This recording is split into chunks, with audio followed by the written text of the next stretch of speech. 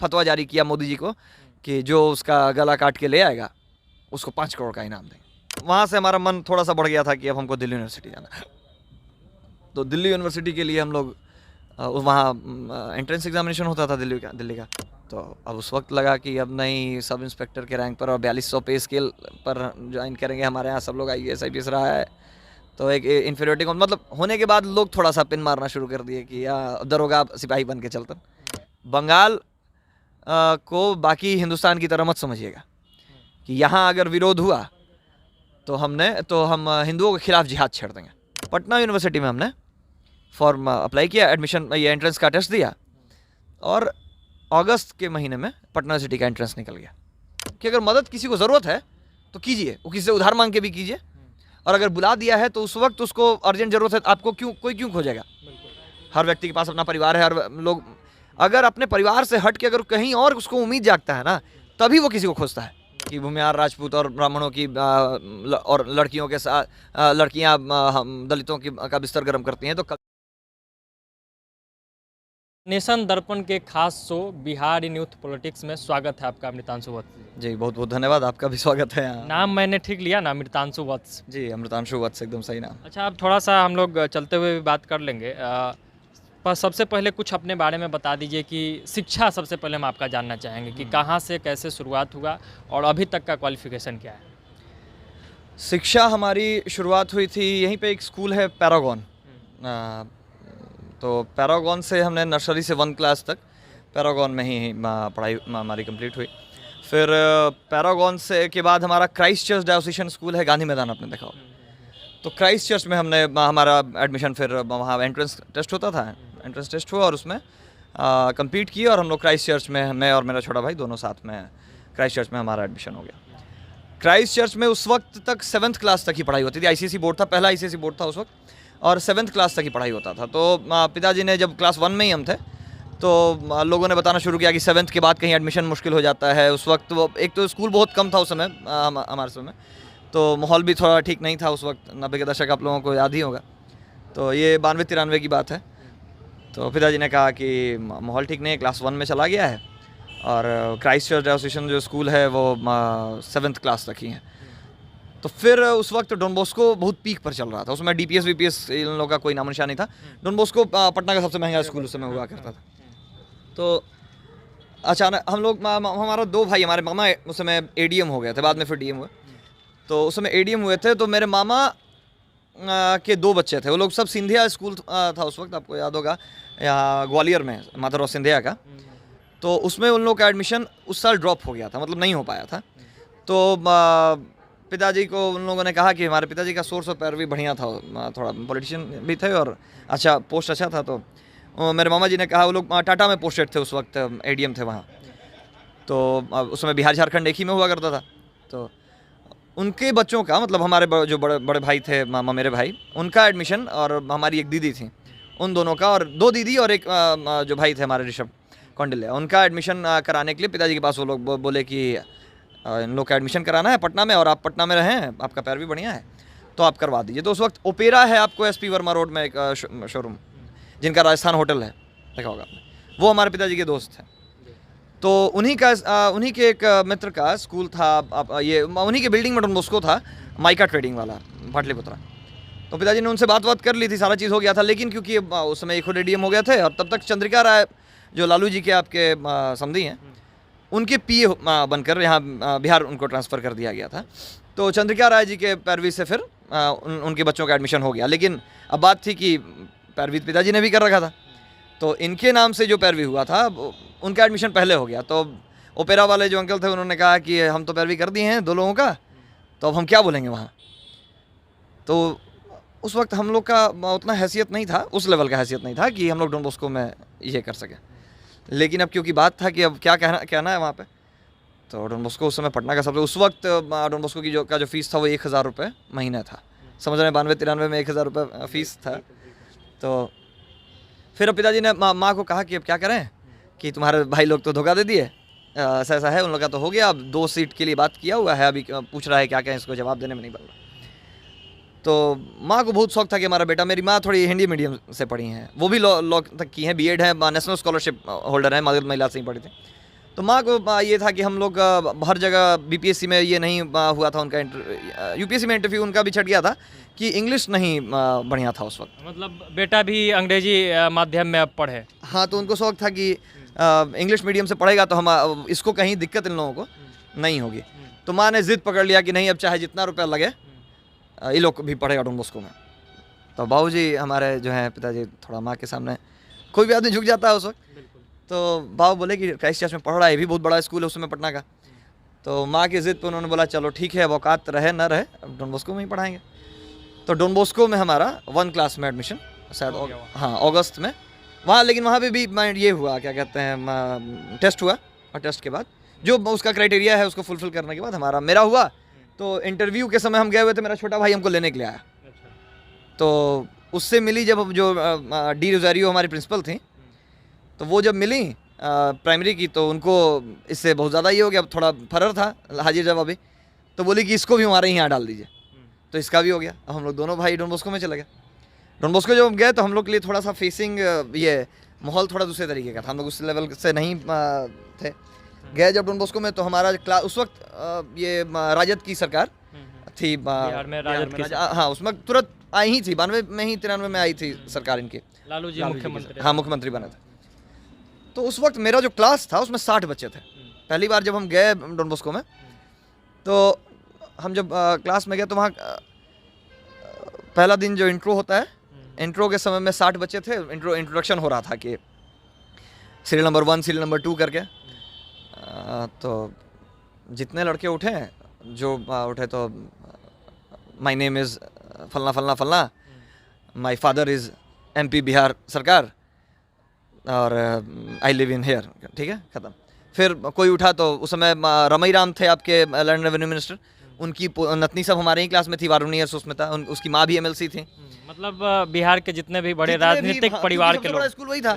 तो जितना भी MLA MP जितने भी लोग थे उनका बाल बच्चा। अब मेरे क्लास में हमको लगता है कि 22 बच्चे उससे था, यहाँ तक कि लालू जी का बच्चा बेटा भी तेज प्रताप भी हमारा क्लासमेट रहा वहाँ।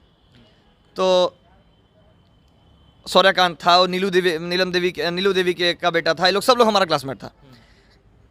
तो अब 1 से लेकर के 57 तक सबका यही था कि my mother is MLC, my mother is MLA, my father is MLC, my father is MP।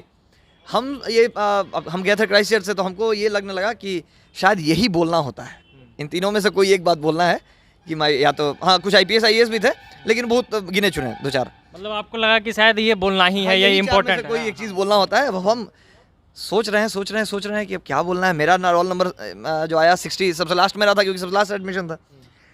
तो हम इंतज़ार करते हैं, हम ये सोच रहे अगल बगल वाले से पूछ रहे हैं क्या बोलना है उसमें फादर्स प्रोफेशन में। तो वो बताया अपना, हम बोले कि यही बोलना है, तो बोले नहीं तुम अपना बताओ। अब हम सोचे कि हमको तो बताया ही नहीं गया कि अपना वाला में क्या है मेरा, कुछ मिला। लास्ट में हमको बोला गया कि व्हाट इज़ योर फादर। तो हम खड़ा होकर सोचने लगे कि माय नेम इज़ तक तो हम सही बता दिए।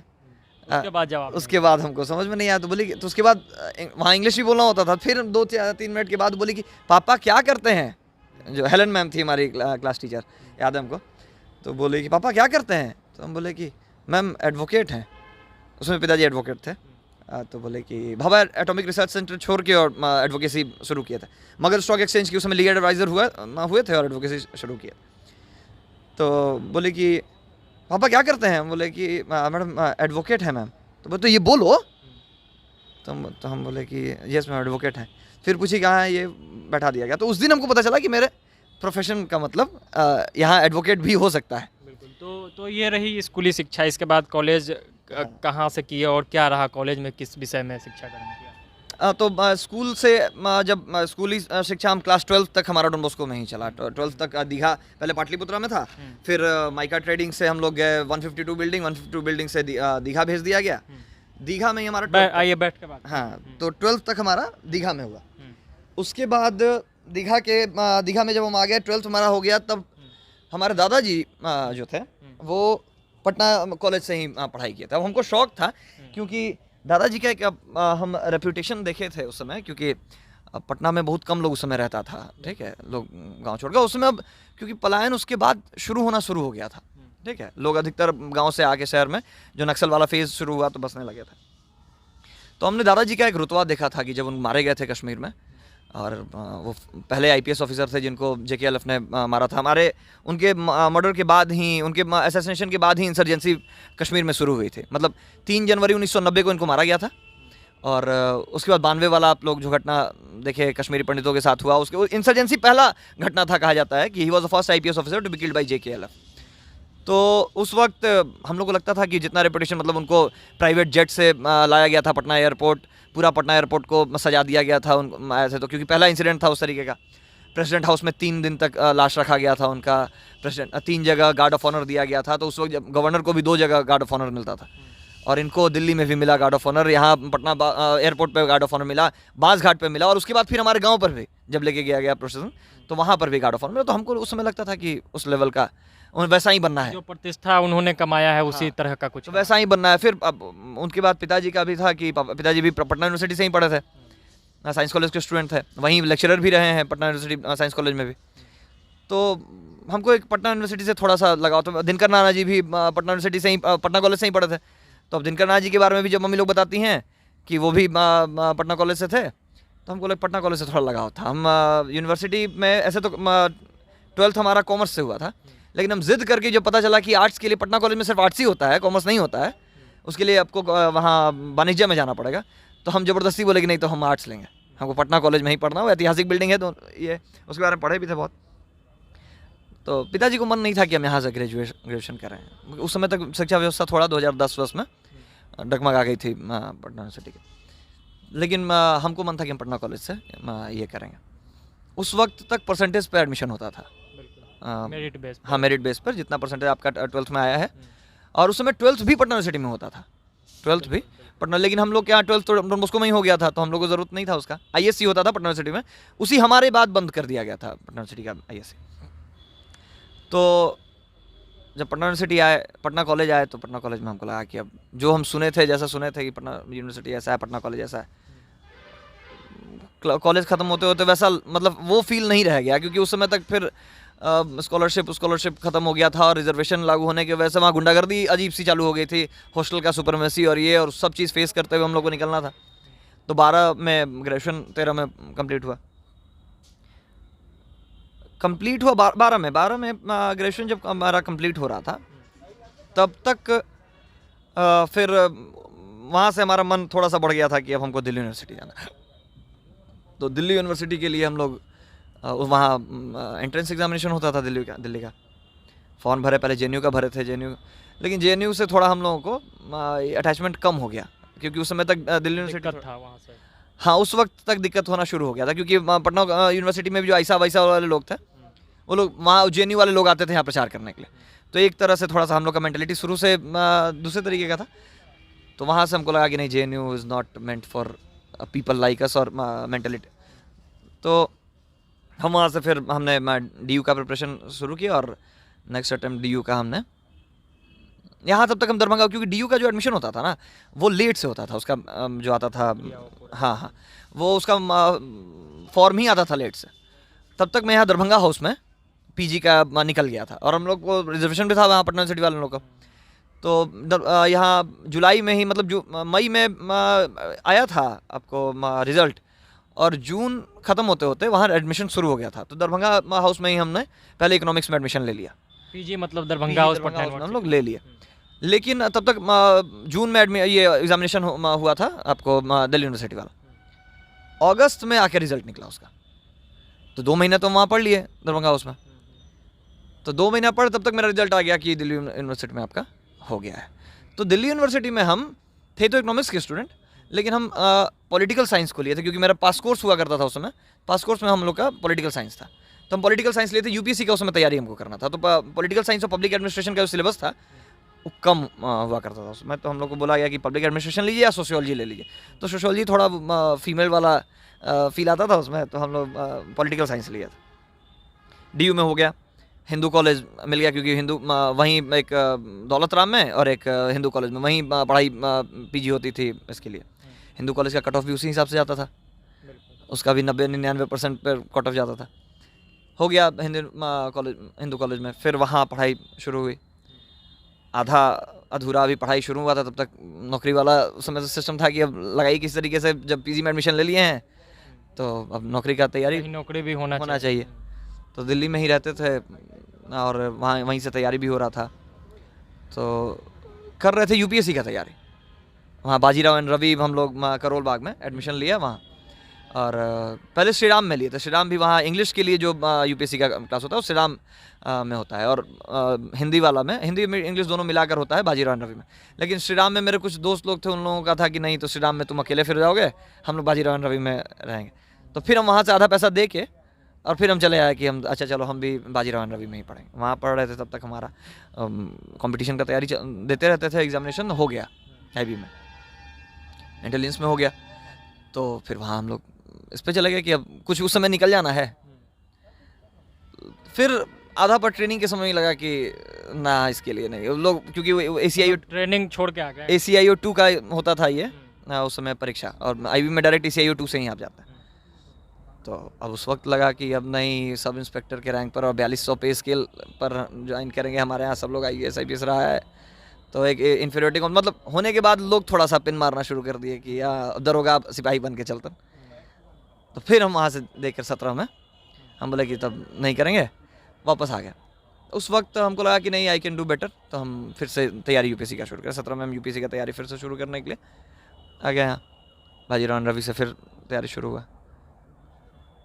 तो अभी 17 में ही तैयारी चल ही रहा था। एक अटेम्प्ट दिए, नहीं 16 में हम अटेम्प्ट दिए थे, पहला अटेम्प्ट यूपीएससी का। तो झूठ क्यों बोले, 16 में कुछ नहीं निकला, पीटी भी नहीं। CSAT उस समय कंपलसरी कर दिया गया था, शायद 15 में CSAT उस समय कंपलसरी था, 14-15 में। तो 15 में दिए थे, नहीं निकला, ठीक है। 16 में दूसरा अटेम्प्ट, 17 में दूसरा अटेम्प्ट दिए थे, एक साल बीच में ये करके 17 में दूसरा अटेम्प्ट दिए। तो उस समय तक CSAT जो है वो कंपलसरी ना होकर 17 में और क्वालिफाइंग होकर रह गया था। और हम लोग के समय में 3 ही चांस हुआ करता था यूपीएससी का, अब फिर 6 चांस उसको बढ़ा कर दिया गया था। तो जनरल के लिए था कि 3 ही चांस है, 2 चांस अगर बर्बाद हो गया था, तीसरा के लिए आप सोच समझ के दीजिएगा। दूसरा में जब दिए तो पीटी भी क्वालिफाई हो गया, मेंस में भी चले गए, तो थोड़ा सा हिम्मत बढ़ गया। लेकिन मेंस दे रहे थे तब तक मैं एक हमारे मित्र थे उपदेश राणा, बड़ा नाम है, आप लोग जरूर जानते होंगे उपदेश राणा, नहीं जानते हैं तो एक बार सर्च कीजिए। हाँ। तो उपदेश राणा वो हम नोएडा में थे, पहुंच गए कि हमने भाई ऐसा ऐसा है बंगाल में मैटर ऐसा कर दिया है कि वहाँ उस समय बुरहान वानी वाला केस चल रहा था। हम जब पोस्टेड थे तो बुरहान वानी का ही केस, वहाँ जहाँ पे हम लोग का ट्रेनिंग चल रहा था वहीं बुरहान वानी बम विस्फोट कर दिया था, तो जिसकी वजह से ट्रेनिंग थोड़ा सा ये हो गया था। मेरी माँ थोड़ी डर गई थी कि एक ही है, एक दादाजी का भी कुछ दिन पहले इंसिडेंट हुआ था और फिर वहीं कश्मीर, तो हमको बुला लिया गया था। तो हम वैसे छोड़ के चले आए थे कि नहीं चलो बढ़िया है। ये बुरहान वानी का मैटर हुआ। उसके बाद फिर टीपू सुल्तान मस्जिद का एक शाही इमाम था, इमाम बरकती। इमाम बरकती अनाप शनाप उलूल जुलूल, उस समय ममता बनर्जी तुरंत इनकी सरकार आई थी मोदी जी की, और उसका अनाप शनाप ये शुरू हो गया। उसने कहा कि उस समय रोहिंग्या मुसलमानों का ये चालू हो गया था कि घुसपैठ कर रहे हैं, ये कर रहे हैं, वो कर रहे हैं, हर जगह टेंट वेंट डाल के वो लोग कब्जा कर रहे थे रोड। तो बहुत लोग उसके विरोध में आ गए थे कि हम लोग एक तो म्यांमार से निकाले गए हम लोग इस तरीके से, और मैन ईटिंग मुस्लिम्स में आते हैं वो लोग, तो हम लोग इनको शरण नहीं देंगे। तो लोग विरोध चला था, कुछ लोग उसके सफाई में थे, कुछ लोग उसके पक्ष में थे, कुछ नहीं थे। तो एक इमाम बरकती थे टीपू सुल्तान मस्जिद के शाही इमाम, उन्होंने एक स्टेटमेंट दिया कि बंगाल को बाकी हिंदुस्तान की तरह मत समझिएगा, कि यहाँ अगर विरोध हुआ तो हम हिंदुओं के खिलाफ जिहाद छेड़ देंगे यहाँ बंगाल में ये सब नहीं चलेगा। और उसके बाद उन्होंने लगातार ही उसके बाद एक और स्टेटमेंट दिया, एक फतवा जारी किया मोदी जी को कि जो उसका गला काट के ले आएगा उसको 5 करोड़ का इनाम देंगे। अब उपदेश भाई को हमारे समस्तीपुर के भैया थे, प्रभात भैया, वो बोले कि हम लोग को वही एक जगह लाए थे। उन्होंने बोला कि दंशु ऐसा ऐसा है, एक लड़का दिख रहा है उपदेश नाम का, थोड़ा सा एक्टिव है, कि बुलाओ उसको, कुछ काम करना चाहेगा। तो उस वक्त उपदेश भाई का था कुछ मैटर चल रहा था, इसमें वो थे कि हम भारत छोड़कर जा रहे हैं, बाहर नहीं रहेंगे, यहाँ रहेंगे, कुछ हुआ था आपसी में ये में। तो ये बोले कि ऐसे भी बाहर जा रहे हो या सुसाइड करने जा रहे हैं। तो बोले कि बहुत मनोबल टूट गया, ऐसे भी सुसाइड करो तो कोई तुमको जाने का नहीं, मरना ही है तो कुछ करके मरो। तो बोले कि तो उन्होंने उनके फेसबुक इस पे डाला कि ये मेरा नंबर है, अगर लगे कि कुछ करना चाहते हो तो तुम आना। रात के 10 बजे हमको फ़ोन आया कि अमिताभ भाई बिहार चलना है। बोले का है? तो प्रभात मिश्रा जी हैं, ऐसा ऐसा है, उन्होंने कहा है, बुलाया है बिहार में। तो बोले ठीक है। हम लोग वहाँ से दिल्ली से निकले, बिहार पहुँचे, समस्तीपुर पहुँचे प्रभात मिश्रा के पास, बड़े भाई हैं। तो बोले कि सुसाइड करना चाहते हो, तो मन उब गया है ये वो। तो बोला कि बुज़दिल कहेगा दुनिया, बुज़दिल वाला मौत मरने के बाद थूकेगा भी नहीं, तुम्हारा अपना परिवार भी, तो वैसा मौत मर के क्या फ़ायदा कि अगर मरना है तो चलो हम तुमको एक काम दिया, अगर वो कर दोगे तो अगर मारे भी गए तो अमर हो जाओगे, और अगर बच गए तब तो फिर हीरो हो जाओगे। तो उस समय उपदेश राणा कोई जानता नहीं था उस लेवल पर। तो बोले कि बोलिए करना क्या। उस समय उपदेश राणा एक हाफ पैंट और गंजी में पहुँचे थे। बोले करना क्या है? उन्होंने कहा कि ऐसा ऐसा लगातार स्टेटमेंट दे रहा है इमाम बरकती कि अगर तुम लोग उसको पीट दिए या ये कर दिए तो चलो इतिहास में नाम लिखा जाएगा। इनके पास भी कुछ था नहीं। बोले कि तो ठीक है, आप हम जैसा कहिएगा हम करने के लिए तैयार हैं, जो आप ये उठा लीजिए। प्रभात भैया बोले फाइनेंस हम करेंगे। सारा चीज़ हुआ। उसके बाद बंगाल की तरफ रुख हुआ और बंगाल में एक आप लोग न्यूज़ के बाद देखे कि इमाम बरकती पर हमला, और रातों रात उपदेश राणा बोले कि थे तो बहुत लोग उसमें हम लोग, लेकिन उपदेश राणा रिस्क लेने के लिए तैयार थे कि हम अपने ऊपर ले लेंगे। तो ठीक है, जो लेने के लिए तैयार, सिंह मरना था उनको, सब जिम्मेवारी सब रिस्क उन्होंने बोले कि हम ले लेंगे। तो जब ले लिए, रातों रात हंगामा हो गया पूरे भारत में कि इमाम बरकती के पर हमला हो गया और किसी ने उसका जिम्मेदारी लिया है।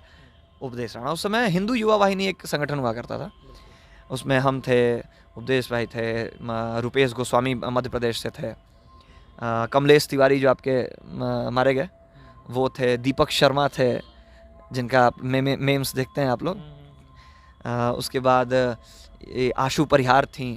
ये हम लोग सब लोग एक हिंदू युवा वाहिनी सेना थी, उसमें थे। हिंदू युवा वाहिनी फिर टूटी, विष्णु गुप्ता का संगठन था, फिर हिंदू सेना में लोग गया, फिर हम लोग सब लोग अलग अलग, फिर अपना फिर विश्व सनातन संघ हम लोगों ने मिलकर बनाया, स्वाभिमान रक्षा दल करके दीपक शर्मा ने बनाया, सब लोग अलग अलग हो गए। उसके बाद इस पे हम लोग आएंगे, थोड़ा यहाँ पे रोकेंगे। आपने वकालत भी किया है, वकालत कहाँ से किया आपने? वकालत में पहले हमारा दिल्ली यूनिवर्सिटी में फैकल्टी ऑफ लॉ से हमारा वकालत शुरू हुआ, लेकिन दिक्कत क्या हो गया कि दिल्ली फैकल्टी ऑफ लॉ में दिल्ली यूनिवर्सिटी का एक थोड़ा प्रक्रिया आप समझेंगे कि वहाँ अटेंडेंस बहुत ज़रूरी है, 75%। और जब हम लोग तैयारी व्यारी करने लगे और थोड़ा दिल्ली का जब हवा लग गया ना, तो 4-5 साल वहाँ रहने के बाद दिक्कत ये हो गया कि उठने में हम लोग को रात भर सब जगा दे और सुबह उठ नहीं पाए। क्लास सवेरे 8 बजे से हो जाता था, तो क्लास छूटना शुरू हो गया। अटेंडेंस हम लोग का हो गया 25%, जहाँ 75% होना था। दिल्ली की हवा ने अटेंडेंस गायब कर, हाँ, अटेंडेंस हो गया 25%। फर्स्ट सेमेस्टर में हमको अटेंडेंस न होने की वजह से रोक दिया गया। तो निकला हुआ थी वहाँ, फर्स्ट सेमेस्टर नहीं हुआ, तब 2019 हो गया था, ठीक है, आ गए थे हम। तब तक यहाँ आए हुए थे किसी काम से छुट्टी में पटना।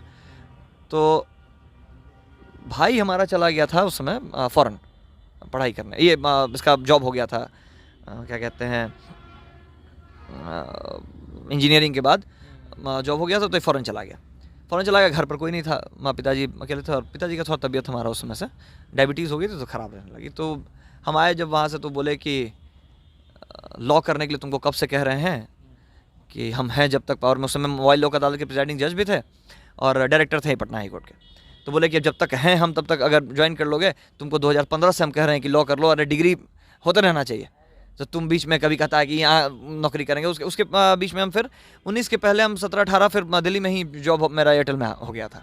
तो मैं एयरटेल में जॉब कर रहे थे उधर, और ROC पूरा मेरे अंडर में था, नेटवर्क कहाँ टावर लगवाना है उसका जिम्मेवारी हमारे अंडर में था। तो कर रहे थे सब। यहाँ जब आए पटना, तो उन्होंने कहा कि तुम टाइम का बर्बादी कर रहे हो, उम्र हो गया, ये हो गया, बहुत तरीके की बात। घर आए तो जब सुनने के लिए मिल जाए, तो ये हमारा पहले 2017 या 18 में मगध यूनिवर्सिटी में एडमिशन करा दिया था लॉ में। लेकिन हमारे घर से कोई मगध यूनिवर्सिटी में पढ़ा नहीं है, हमको रास नहीं आता था मगध यूनिवर्सिटी, तो हम कभी गए ही नहीं गए, वहाँ भी छोड़ दिया। हाँ, वहाँ छोड़ दिया था, नहीं गए। तो हमको था कि दिल्ली यूनिवर्सिटी नहीं करेंगे की बात, जब करेंगे तो वहाँ एडमिशन हुआ, जब एग्जामिनेशन दिया तो दिल्ली यूनिवर्सिटी से हमारा हो गया था, हम लोग वहीं कंटिन्यू करने लगे, लेकिन सेमेस्टर नहीं हुआ। यहाँ आए तो पटना यूनिवर्सिटी का फॉर्म निकला हुआ था जून के महीने में, जून में या मई में, अब अप्रैल में निकला हुआ था यहाँ फॉर्म। तो बाबूजी बोले कि हमको मन था कि अगर मगध यूनिवर्सिटी तो नहीं करेंगे, तो हम फिर आए तो यहाँ गाली सुनने लगे कि वहाँ भी नहीं हुआ, दिल्ली गया तो वहाँ नहीं हुआ, यहाँ वाला छोड़ दिया, ये कर दिया। तो हम बोले कि चलिए हमको मगध यूनिवर्सिटी में ऐसे भी नहीं करना था, हम पटना यूनिवर्सिटी का। अब पढ़ाई के बीच में बहुत बड़ा गैप हो गया था हमारा, तो नौकरी भी हो रहा था, नौकरी भी चल रहा था। फिर उसके बाद तो हम बोले कि चलिए ठीक है, हम पटना जो होगा तो पटना यूनिवर्सिटी में करेंगे, नहीं होगा तो नहीं करेंगे।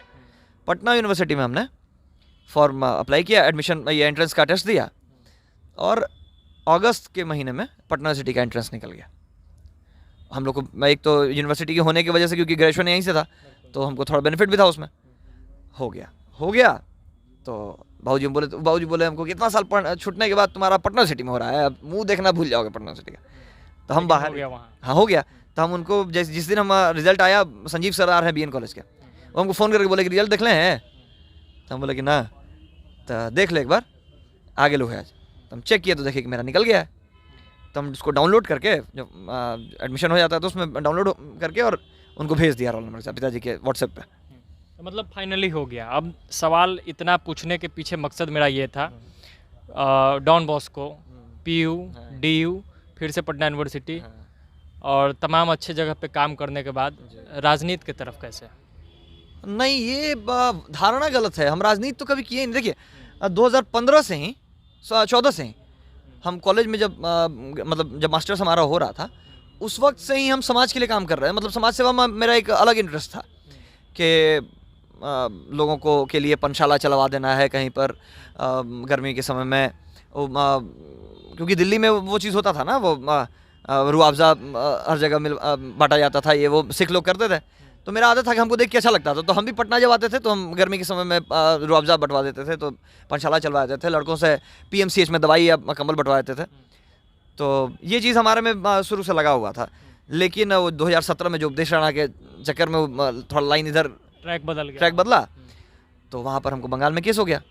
और हम बताया कि मेरा UPSC का इंटरव्यू मेंस आधा होकर, और इंटरव्यू में मेरा वो वहाँ केस हो गया था। तो भागा भागी में हमारा इंटरव्यू छूट गया, और उस समय 2 अटेम्प्ट मेरा ख़त्म हो चुका था।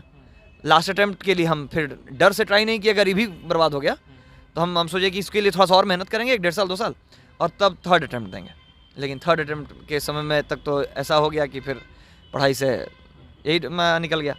तो उसी समय से एक व्यू बन गया था कि मदद करना है लोगों का। क्योंकि उपदेश भाई के साथ जब हम लोग काम कर रहे थे, तो भाई आदमी कुछ भी उनको बोले, लेकिन हमने एक चीज़ उनसे सीखा कि अगर मदद किसी को ज़रूरत है तो कीजिए, वो किसी से उधार मांग के भी कीजिए, और अगर बुला दिया है तो उस वक्त उसको अर्जेंट ज़रूरत है, आपको कोई क्यों खोजेगा। हर व्यक्ति के पास अपना परिवार है, हर लोग अगर अपने परिवार से हट के अगर कहीं और उसको उम्मीद जागता है ना, तभी वो किसी को खोजता है। हर जगह से हार जाता है तब तीसरा आदमी को, नहीं तो तब तक आदमी अपने आप को बहुत स्ट्रांग समझता है जब तक उसको अपना परिवार, अपना फैमिली दिखाई देता है। फैमिली से हारता है तब वो तीसरा आदमी को खोजता है। ये चीज़ हम सीखे थे उनसे कि अमनाशु भाई जब जरूरत है, हम लोग को याद है कि हम 4-5 महीना हम लोग ट्रैवल में ही रह जाते थे जब साथ में थे तब। तो हमको लगता था कि साला ज़िंदगी किस तरीके का है, कि कितना दिन तक समोसा पर ही ज़िंदगी कट रहा है। अब हाईवे पे चलते थे, अवधेश भाई को आप लोग जानते होंगे उस समय, कि हाईवे पे ही चलना है, गाड़ी से ही चलना है, ट्रेन से चल नहीं सकते हैं, इतना दुश्मनी बढ़ गया। फ्लाइट में केस हो गया, कितना जगह राजस्थान में केस हो गया था, उसमें तक मध्य प्रदेश में केस हो गया था। तो हम लोग गाड़ी को ही अपना उचित वाहन समझते थे, जिसकी वजह से गाड़ी में ही सोना है, गाड़ी में ही रहना है, हाईवे पर ही कुछ खा लेना है। तो उस वक्त, और उसके बाद लोगों का एक्सपेक्टेशन भी बढ़ने लगा। कन्याकुमारी है तो कश्मीर से फ़ोन आ रहा है कि यहाँ आना आवश्यक है, यहाँ ऐसे हो गया ऐसे हो गया। तो अब रात हुआ कि नहीं अब कश्मीर चलना, अब गाड़ी से ही कश्मीर निकलना। तो भाई 2 दिन का, 2.5 दिन का, 3 दिन का रास्ता है। अब उस वक्त कहीं रुक भी नहीं सकते हैं किसी होटल में, अर्जेंट पहुँचना है तो स्टे नहीं लेना है। तो हम लोग एक ऐसा लाइफस्टाइल बना लिए थे कि उस समय लगने लगा कि ज़िंदगी अब अपने लिए नहीं है, लोगों के लिए ही है। मतलब ऐसा लगने लगा था, 4-5 महीना एक ही चीज़ करने लगा तो नहीं लगा कि अब लगता है कि मेरा ज़िंदगी खत्म हो गया। तो उसी सिनेरियो से गुजर रहे थे। तो वही चीज़ भाई जब लॉकडाउन आया, और उसके बाद फिर उपदेश भाई से उनका थोड़ा ट्रैक अलग हो गया। हम बिहार का एक राजनीति एक अजीब सा बन गया। तब तक तो हम लोग हिंदुत्व के लिए काम कर रहे थे, हिंदू के लिए काम कर रहे थे। समाज सेवा, मदद, हिंदुवादी होते होते कहीं ना कहीं बिहार के राजनीति में भी आपका इन्वॉल्वमेंट हिंदुवादी हमको बना दिया। हम तो समाज सेवा ही कर रहे थे, लेकिन मैक्सिमम जो केसेस जो उस वक्त जो मोदी जी के आने के बाद एक माहौल बना ना, तो उसको अगर सिर्फ ज़्यादा हिंदू के लिए काम करे, या फिर उस समय मीडिया फोकस करने लगी हर बात जब तो इससे आप इनकार नहीं ना कर सकते हैं कि ज़्यादा काम हिंदुओं के लिए किया आपने। किया, हम वही बता रहे हैं ना कि उसके बाद एक एक्सपेक्टेशन लोगों ने कहने लगा कि हिंदुत्व के लिए काम कर रहे हैं, हिंदू नेता हैं, तो टैग लग गया हमारे ऊपर हिंदू नेता। किया हमने मुसलमानों के लिए भी, आप ही एक न्यूज़ कवर किए थे, याद होगा आपको, लेकिन टैग लग गया हमारे ऊपर कि हिंदू नेता है, तो अब उसको आप हटा नहीं सकते, ठीक है। 21 आया, 2020 में लॉकडाउन लग गया। लॉकडाउन में भी जो सेवा हुआ आप लोग देखे होंगे, जितना करना था। बाढ़ में जो मैं रहा, तो मेरा समाज सेवा तो चलते रहा। पॉकेट से जितना हम इकट्ठा किए थे नौकरी करने में, हमको लगता है 3.5 लाख या 4 लाख का हमारा PF था, प्रोविडेंट फंड जो हमको मिला था, वो सारा हम निकाल के हमने बाढ़ में और इसमें, और जितना जब कोरोना आया था लोगों के बीच हाँ तो लोगों में बांट दिया था। उसके लिए घर से हम कितना गाली सुनेंगे उसका कोई ठिकाना नहीं है। लेकिन ये कि हमसे कोई नहीं पूछने आता था कि कितना कमाए हो, क्या रखे हो अपने पास, है भी कि नहीं है, तुम अपना रहे तुम्हारा, तुम उड़ाओ, उससे कोई मतलब नहीं, घर में इंटरफेयर मत करना। अच्छा, एक चीज़, समाज सेवा, राजनीति सब ठीक है, विवादों से अमृतांशु वत्स का बहुत बड़ा रिश्ता है, विवाद क्यों करते हैं? नहीं, विवाद नहीं करते हैं, ये गलत बात है। कुछ लोग कहते हैं कि जानबूझ के करते हैं। अच्छा, जानबूझकर विवाद क्यों करें, हमारा प्रोफेशन अलग है। और जानबूझकर विवाद का मतलब कि आप आफत को आप चुनौती दे रहे हैं, या आप ये इन्विटेशन दे रहे हैं, निमंत्रण दे रहे हैं। विवाद कहाँ से शुरू हुआ? जब ये हमने काम करना शुरू किया और जो हिंदूवादी टैग लग गया, तो आप जब एक टैग लग जाता है और उस पर मेरा, आप शुरुआत से अगर हमको जान रहे हैं, आप तो जान रहे हैं आप लोग बेहतर, तो देख रहे होंगे कि किसी के साथ कहीं हो जाता था, सासाराम में अगर किसी लड़की का रेप हो गया है तो वहाँ पहुँचना है, दल बल के साथ पहुँचे वहाँ, तो ऑटोमेटिक है कि जब आप उसके तरफ से बोलिएगा तो दूसरा पक्ष आपको दूसरे नजर से ले लेगा। विवाद वहाँ शुरू हो गया, तो एक पक्ष ने आपको हाईलाइट करना शुरू किया ताकि वो अपने आप को सिक्योर कर सके, तो वहाँ विवाद एक शुरू हुआ। तो विवाद वहाँ से शुरू होने, जब आप एक पक्ष के लिए काम करना शुरू करते हैं, किसी एक को न्याय दिलाने के लिए आवाज़ उठाना शुरू करते हैं, तो विवाद अपने आप। और मेरा आदत था कि अगर न्याय नहीं मिला है, हमेशा सुनते हो कि अन्याय के खिलाफ जंग जारी रहेगी, तो कोई अगर हमारे पास आया कि हमको न्याय नहीं मिल रहा है, कोई पुलिस मदद नहीं कर रही है, प्रशासन मदद नहीं कर रही, सरकार मदद नहीं कर रही है, तो हम जिम्मा ले लेते थे कि ठीक है हम लड़ेंगे। और उस समय पिताजी जब हाईकोर्ट में थे, लगा कि उसके पहले लॉ ऑफिसर थे, फिर प्रिजाइडिंग जज जब बन गए मोबाइल लोग के, तो हमको लगता था कि न्याय का लड़ाई लड़ रहे हैं, साथ में न्यायालय है। न्याय का लड़ाई लड़ने के लिए कभी कभी पित्तल भी दिखाते हैं आप सोशल मीडिया पर। नहीं, एक बयान आपका खूब वो चर्चा में आया था, जो काट के वीडियो चलाया गया था, वो 2021 में चला गया। यहाँ देखिए, उस समय तक तो विवाद चल रहा था। अब सनी गुप्ता वाले मैटर में हमको इतना हाईलाइट किया गया था, हम ही उठाए थे इस मैटर को। Chief justice of India tweet किए थे कि क्या आपने शव यात्रा पर पत्थर चलते देखा है, जिन्होंने राम मंदिर का ये किया था, लेकिन हमने देखा है पटना सिटी में, हमारा ही उठाया हुआ मैटर था। आखिर सनी गुप्ता के हत्यारों को हमने सजा दिला दी थी, कन्हैया कौशिक के हत्यारों को हमने सजा दिलाई थी दिल्ली से पकड़वा के। विवाद नहीं, अगर आप विवाद में आइएगा तो किसी के लिए मामला हाईलाइट नहीं होगा। तो हम विवाद में आना हम शुरू किए किसी को न्याय दिलाने के लिए। तब तक में वेद प्रकाश वाला एक मामला हो गया, सबसे ज़्यादा विवाद तो ही खड़ा कर दिया। वेद प्रकाश को नहीं खदेड़े थे आप? लाइव आके लोग कह रहे थे कि वेद प्रकाश को खदेड़ दिए, मारने का प्लानिंग था, डर गया था वेद प्रकाश। सिचुएशन ऐसा था ना, इसको 2-3 बार समझा दिया था, और अनायास कुछ का कुछ स्टेटमेंट इनका आता था कि भूमिहार राजपूत और ब्राह्मणों की और लड़कियों के साथ लड़कियां दलितों की का बिस्तर गर्म करती हैं, तो कभी कुछ कभी बाभन पुत्रम कभी न मित्रम, इस तरह। भाई एक सीमा होता है, और हम लोग कोशिश कर रहे थे कि इनको एक बार बात करें इनसे। फ़ोन पर भी जब बात कीजिए तो इनका अनाप शनाप बात होता था। मतलब एक होता है ना कि आप फ़ोन पर हैं तो आप कुछ भी बोल दीजिए, चमड़ा का मुंह है, कोई देखने थोड़ी जा रहा है कि आप पकड़िएगा उस दिन ना देखा जाएगा। इनको 2-3 बार हम समझाया था फ़ोन पर, तो ये हमको बहुत आड़े हाथ ले लिए। और इसमें ना थोड़ा सा ईगो हर्ट हो जाता है, और ईगो हर्ट होता है। मेरे साथ एक थोड़ा सा टेम्परामेंट का दिक्कत हो जाता है। हम कोशिश करते हैं पहले समझाने का, और उसमें किसी दिन अचक्के में धरा गया। तो वो भी एक मैटर था, वो सब लोग जान रहा है, खैर उस पर फोकस नहीं करना है, कोर्ट में केस है। तो उसके बाद फिर तब तक में मनीष कश्यप का एक मैटर शुरू हो गया था कि मनीष और मगहिया जवान आपस में खूब इन लोग तार कर दिए सब रिश्ता को, और सोशल मीडिया पर एकदम माँ बहन का बौछारे लोग कर दिए। उसमें हमको लगातार लोग फ़ोन करने लगा कि भैया आप नहीं बोल रहे हैं, और बताइए मनीष कश्यप की माँ को। सही में हम उसकी माँ को चाची कहते थे। पुराना लड़का है अपना, हमारे साथ उसको पटना में आया, जब सब लोग से जब इंट्रोड्यूस करवाए थे, सब लोगों के पास जब इसको लेकर गए थे, उस समय बजरंग दल में हुआ करता था वो। तो उसकी माँ जब जेल चला गया था तो उसकी माँ हमको कांटेक्ट भी की थी, और उस वक्त भी मदद किए थे। तो हमको लगता था कि भाई कितनों ख़राब हो जाएगा, बीच का लड़का है, तो एक सॉफ्ट कॉर्नर आदमी को रहता है। अब उसकी माँ को कोई गाली दे तो हमको थोड़ा सा, आप जो पीतल का बात कर रहे हैं, हम बहुत सहज लहजे में हम मगहिया जवान वाले दोनों भाई को हम बोले थे कि, मतलब इनडायरेक्टली ही बोले थे, पोस्ट उन तक पहुंच गया था, हमने कहा था कि सब चीज़ आपस में बंद कर दीजिए, बेहतर होगा। अब उसमें हम ही को कोई, पीतल वाला जवाब, ये बयान मेरा नहीं था, उन्हीं का कोई समर्थक होगा, या फिर उनका कोई लड़का है, या उनका कोई आईडी जो हैंडल करता होगा, उसने हमको कमेंट में, मेरे कमेंट में आके लिख दिया था कि 2 इंच पीतल का ज़माना है, कि आजकल तो 2 मिनट में खेल हो जाता है। अच्छा, उधर से ये उधर से ये कमेंट आया था। अब गुस्सा उस पर था, उतर गया मगहिया जवान पे। तो मतलब कि आप एक चुनौती दे रहे हैं ना एक तरीके से हमको पितल का, तो वो रिएक्शन, तो वो तो अपना कमेंट डिलीट कर लिया या रह गया होगा, हम उतना ध्यान नहीं दिए, लेकिन मेरा वाला को हाईलाइट लो कर दिया। अब बताइए, विवाद शुरू कर देता है कोई, लेकिन विवाद में हम जाते हैं, वहाँ से फिर ये विवाद शुरू हो गया और उसके बाद कुछ भी हम बोल दें विवाद ही हो जाए। केस भी बहुत आप पर किया गया, तो आपको क्या लगता है कि जानबूझ के ये केस फंसाने के लिए, रोकने के लिए किया जाता है आप पे?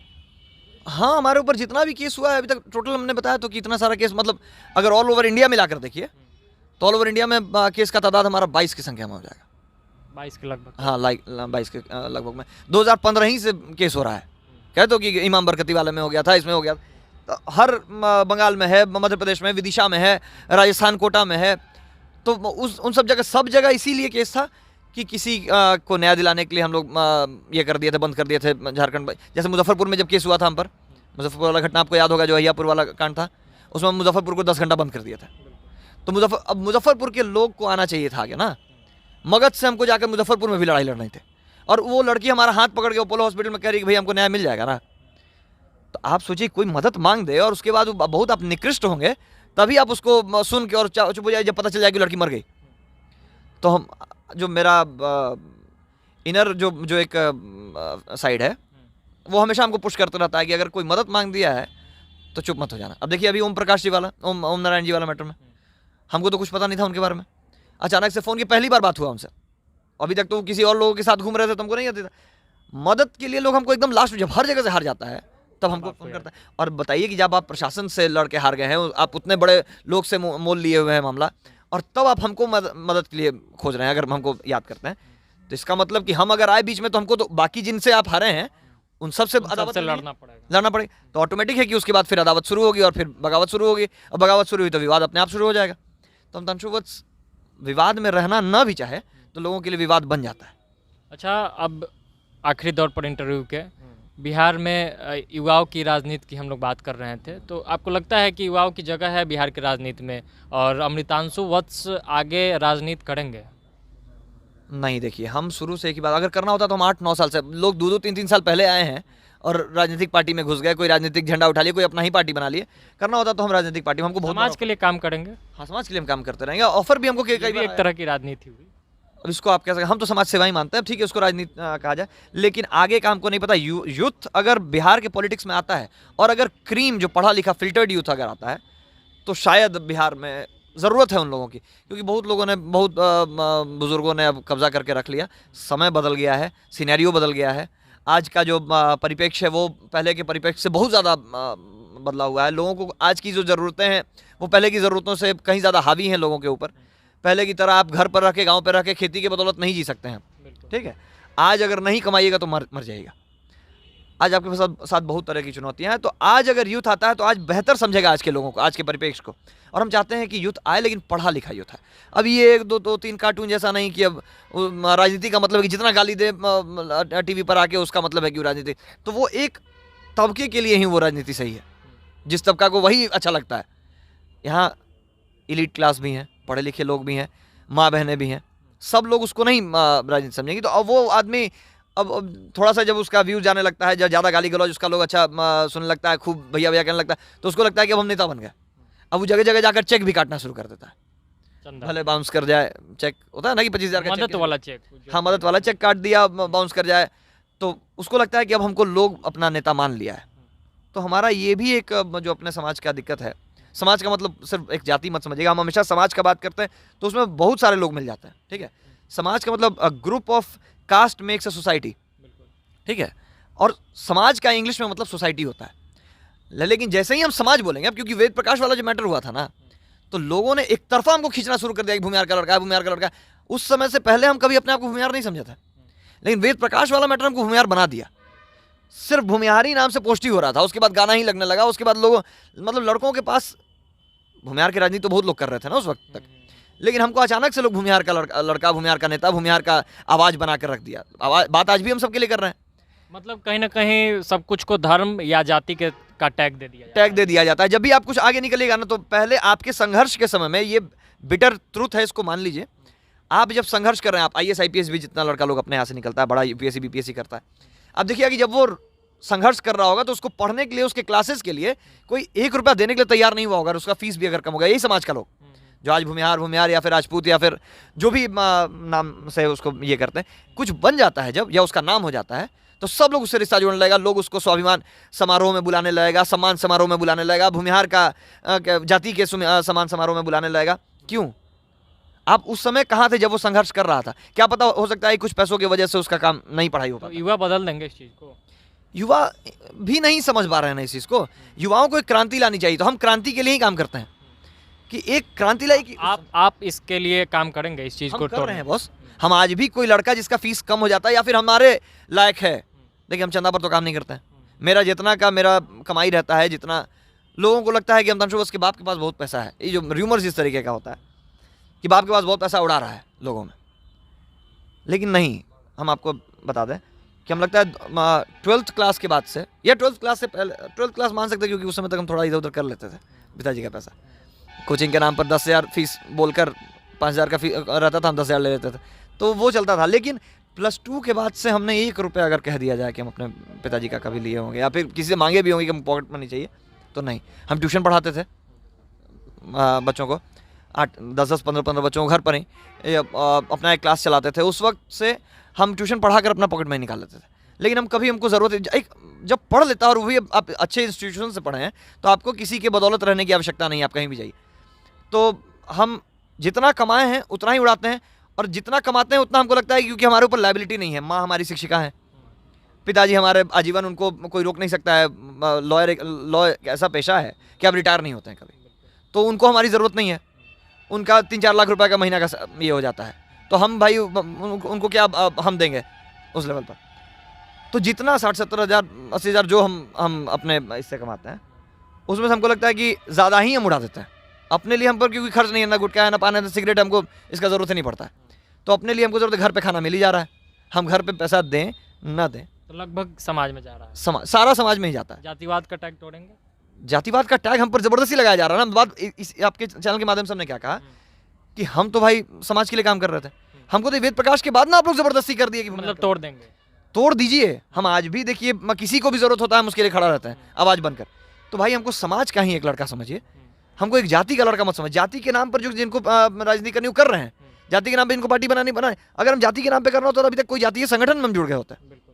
तो बिहार के लड़के अब नया कहीं ना कहीं दिशा निर्देश इस देश को देंगे राजनीति के क्षेत्र में? एकदम देंगे। और हमको लगता है कि अगर बिहार का शिक्षा प्रणाली थोड़ा सा दुरुस्त हो गया ना, ध्वस्त ना होकर दुरुस्त हो गया, तो बिहार को क्रीम पॉलिटिशियंस मिल जाएंगे। आपको बाहर से इंपोर्ट करना पड़ रहा है पॉलिटिशियंस, आपको समझ में आ रहा है? PK जैसे लोग, और कई बाहर से आपको वो हरियाणा से हैं, इनके राजद के, जिनके क्या नाम है, उनका नाम भूल, संजय यादव, तेजस्वी यादव के, जो भी, उन लोगों को बुलाना पड़ा। आपको इंपोर्ट नहीं करना पड़ेगा, आप सेल्फ सफिशिएंट। बिहार से राजनीति शुरू होती है, ठीक है? जनक है बिहार राजनीति का, चाणक्य जैसे लोगों का, लोकतंत्र का। एक कहा जाए, पहले कहावत होता था, हम लोग बच्चा थे तो सुनते थे कि दिल्ली वाली जो गाड़ी है वो बिहार से होकर गुजरती है। मतलब दिल्ली का जो रास्ता है वो बिहार से होकर तय होता है, और उसमें बिहार लेकिन ये कहने की बात कहीं ना कहीं रह गई, क्योंकि बिहार उस समय बड़ा स्टेट हुआ करता था भाई, झारखंड का माइंड था। आज बिहार टूटने के बाद ना छोटा हो गया है, 12वां नंबर पर आ गया, नहीं तो एक समय में दूसरा तीसरा नंबर पर था। तो इसलिए बिहार का महत्व ज़्यादा था। लेकिन अब बिहार का महत्व इसलिए भी कम होते जा रहा है क्योंकि 90 से जो अभी तक का फेज़ हमने देखा, पढ़ाई तो एकदम ध्वस्त हो गया। इस पर तो आपको चर्चा करनी ही चाहिए। लालू जी ने, माने न माने उनका वर्ग, उनका सपोर्टर्स, लेकिन लालू जी ने प्राइमरी एजुकेशन को एकदम ध्वस्त कर दिया था। चरवाहा विद्यालय खुलवा कर छोड़ दिया उन्होंने। नीतीश जी आए, उन्होंने सेकेंडरी एजुकेशन और हायर एजुकेशन खत्म कर दिया। तो बच्चा कहाँ जाएगा? आपने पूरा एजुकेशन सिस्टम ही बिहार का खत्म हो गया। तो यहाँ उसके बाद पलायन शुरू होने लगा बच्चों का कि हम देहरादून जा रहे हैं पढ़ने के लिए, इंजीनियरिंग करने के लिए। हाँ, उसके बाद शुरू हो गया कि हम दिल्ली यूनिवर्सिटी का तैयारी अब करना शुरू कर दे, वहीं पढ़ेंगे। लोग भोपाल जाने लगे पढ़ने के लिए, लोग बाहर हर जगह एडमिशन लेने लगे। बिहार छोड़ने का कोई बहाना चाहिए नहीं लगा, क्योंकि बिहार का एजुकेशन क्वालिटी, जबकि पटना यूनिवर्सिटी अभी भी वो स्टेटस होल्ड करता है। वहाँ टीचर्स हैं वैसे 2-3 डिपार्टमेंट में, जैसे इकोनॉमिक्स हो गया, सोशोलॉजी हो गया, आपको ये ज्योग्राफी हो गया, यहाँ हिस्ट्री हो गया, इन सब जगह पर हैं टीचर्स अभी बढ़िया। लेकिन क्योंकि अब रेपुटेशन इतना ख़राब हो गया कि अब लोग एडमिशन लेना नहीं चाह रहा। ये चीज़ बिहार के लड़कों को, और वहाँ डर्टी पॉलिटिक्स इतना ख़राब हो गया कि जो बच्चे पहले स्कॉलरशिप के दम पे पढ़ते थे, उनको रोक दिया गया। अब स्कॉलरशिप भी जाति देखकर दिया जाने लगा कि आप OBC 1 है, OBC 2 है, SC ST है, तभी आपको स्कॉलरशिप मिलेगा। तो जो क्रीम स्टूडेंट पहले मार्क्स के बेसिस पे स्कॉलरशिप मिलता था, उन लोगों ने यहाँ एडमिशन लेना बंद कर दिया। तो यहाँ सिर्फ जो लोग लफाई करने के लिए आ रहे थे, जिनको यहाँ पे कहीं रूम नहीं मिल रहा था या उतना अफोर्ड नहीं कर पाते हैं, लेकिन लफंगाई करना है, तो वो लोग हॉस्टल्स का सहारा लेने लगे। हॉस्टल्स उपद्रव का गढ़ बन गया। उसके बाद यूनिवर्सिटी कैंपस के अंदर बर्बादी शुरू हो गई। पटना कॉलेज रोज इसी के लिए बदनाम हो गया। तो यूनिवर्सिटी कुछ तो इन नीतियों ने ध्वस्त कर दिया और कुछ राजनेताओं ने ध्वस्त कर दिया। तो बिहार के पॉलिटिक्स में अगर यूथ वैसा आए तो बदल जाएगा। तो बदल जाएगा सब कुछ, और बदलेगा क्योंकि वो शिक्षा की बात करेगा। वो ये बताएगा कि हम क्यों मजबूरी में बाहर पढ़ना पड़ा, और हम नहीं चाहेंगे कि हमारे बच्चे को भी बाहर जाना पड़े। अपनी माटी से दूर कोई नहीं जाना चाहता है।